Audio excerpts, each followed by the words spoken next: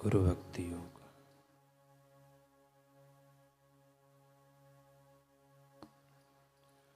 जो तन मन और धन को गुरु के चरणों में अर्पण कर देता है वह गुरु भक्ति का विकास कर लेता है, जिससे गुरु चरणों के प्रति भक्ति भाव बढ़े वह परम धर्म है। नियम माने गुरु मंत्र का जप, गुरु सेवा के दौरान तपश्चर्या, गुरु वचन में श्रद्धा, आचार्य सेवन, संतोष, पवित्रता, शास्त्र का अध्ययन एवं गुरु भक्ति अथवा गुरु की शरण। तितिक्षा माने गुरु के आदेशों का पालन करते हुए दुख सहन करना। त्याग माने गुरु का निषेध हो ऐसे कर्मों का त्याग करना। जो अपने गुरु की आज्ञा का पालन नहीं करता तथा गुरु की सेवा नहीं करता वह मूर्ख है। भगवान श्री कृष्ण उद्धव जी से कहते हैं, दुष्प्राप्य मनुष्य देह मजबूत नौका जैसी है। गुरु उस नौका के कर्णधार हैं, वे नौका को संभालते हैं। उस नौका को चलाने वाला मैं भगवान अनुकूल पवन हूँ। जो मनुष्य ऐसी नौका और ऐसे साधन से भवसागर पार करने का प्रयत्न नहीं करता वह सचमुच आत्मघातक है। गुरु की सेवा सर्वोच्च प्रकार का योग है। गुरु की सेवा करते हुए शिष्य अपने मन को वश में कर सकता है।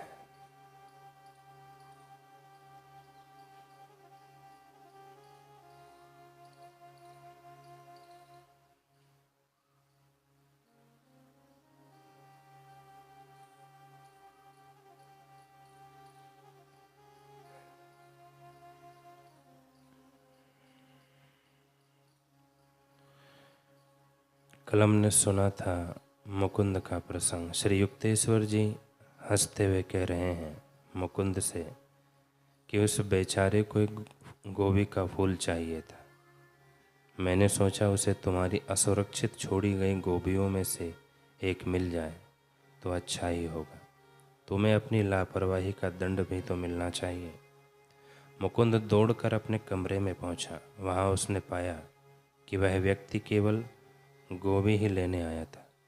खटिया के ऊपर मुकुंद की सोने की अंगूठियां, घड़ी और कुछ पैसे भी पड़े थे, जिनको उसने छुआ तक नहीं था, बल्कि रेंग कर खटिया के नीचे घुसा था, जहाँ बाहर से बिल्कुल भी दिखाई नहीं देने वाली गोभी की वह टोकरी रखी थी। उसमें से अपनी एकमात्र इच्छित वस्तु एक गोभी लेकर वह चला गया था। यह तो सत्य है कि शिष्य को उसके कर्तव्यों के प्रति जागरूक करने और सही मार्गदर्शन देने हेतु गुरु सत्ता अनेक दिव्य लीलाएं करती है, पर साथ ही वह एक तीर से कई निशाने साधती है, कई कार्यों को सिद्ध कर जाती है। श्री युक्तेश्वर जी जहाँ एक और मुकुंद को उसकी लापरवाही के लिए सबक सिखाना चाहते थे ताकि भविष्य में अपने दायित्वों के प्रति उसकी सतर्कता बनी रहे, वहीं दूसरी ओर उन्होंने उस व्यक्ति को भी खोज निकाला जिसको एक गोभी फूल की अत्यधिक आवश्यकता थी। फिर उसे उस दिशा की ओर जाने के लिए प्रेरित किया जहाँ गोभी उपलब्ध थी।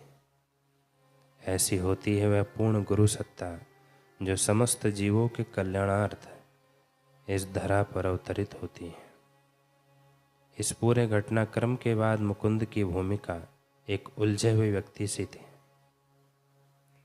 वह गुरुदेव की इस लीला के पीछे छिपे विज्ञान को समझ नहीं पा रहा था कि कैसे गुरुदेव ने उस किसान की इच्छा को जान लिया और फिर कैसे उसे मुकुंद के कक्ष की ओर प्रेरित किया और उसे ये भी प्रेरित किया कि मात्र एक गोभी ही लेकर जाए, अन्य वस्तु नहीं।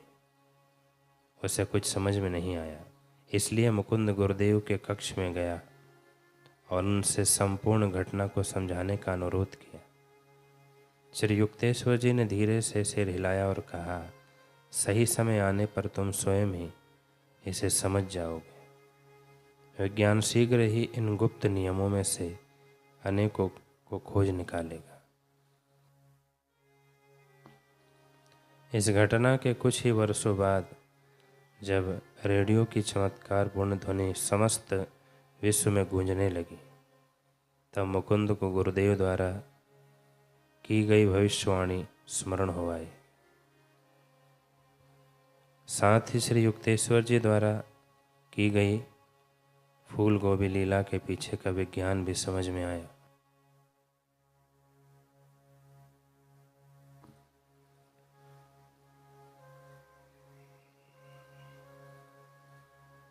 रेडियो विज्ञान क्या है? आकाशवाणी केंद्र द्वारा ध्वनि तरंगों को बिजली की लहरों के रूप में परिवर्तित करता आकाश में छोड़ दिया जाता है। फिर इन लहरों को रेडियो रिसीवर पकड़ लेते हैं। तब रेडियो का एक बटन घुमाकर सही सही स्वर समंजन करके हम हर दिशा से आने वाले हजारों कार्यक्रमों में से अपना मनचाहा कार्यक्रम सुन सकते हैं। ठीक इसी प्रकार गुरुदेव कार्य करते हैं। मानव के मन में उठते असंख्य विचार सूक्ष्म स्पंदनों के रूप में आकाश में फैले हैं। श्री युक्तेश्वर जी ने भी इन असंख्य विचारों में से संगानुकूल विचार को अपनी सूक्ष्म ग्रहणी शक्ति से जान लिया और जैसे ही उस किसान की फूल गोभी पाने की इच्छा हो जाना, वैसे ही उसको पूर्ण करने के लिए तत्पर हो गए। एक ग्राही यंत्र के रूप में कार्य करने के उपरांत श्री युक्तेश्वर जी ने अपनी मना शक्ति के द्वारा एक प्रसारण यंत्र का कार्य किया। माने उस किसान को अपनी दिशा बदलकर मुकुंद के कक्ष में जाने और केवल एक फूल गोभी लेने के लिए निर्देश दिया। इस विज्ञान को समझते ही मुकुंद अपने गुरुदेव के चरणों में नतमस्तक हो गए। ऐसे ही आपने हमने गुरुदेव को ग्राही और प्रसारण यंत्र की भूमिका निभाते कई बार अनुभव किया होगा।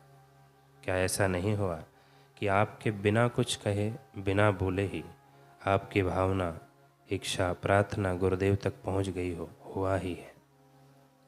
गुरुदेव ने अपने मन को हमारे मन की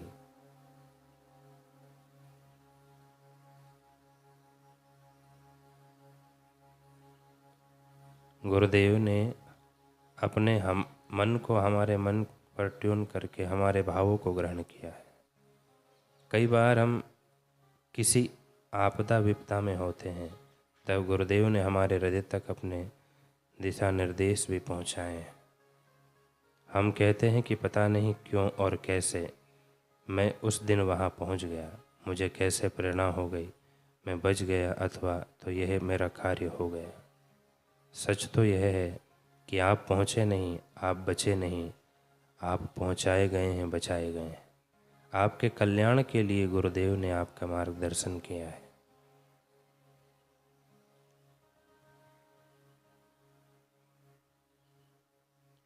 यहाँ तक तो सब अच्छा है, सब समझ में आता है, परंतु यदि इसे सिक्के के दूसरे पहलू की बात करें तो माने कि अब प्रश्न यह है कि क्या हम अपने मन को ट्यून करना सीख पाए हैं, उस उच्च स्तर तक उसे ला पाए हैं जहाँ पर निरंतर हमारे सद्गुरु का मार्गदर्शन मिलता रहे, उनसे आंतरिक संपर्क स्थापित रहे।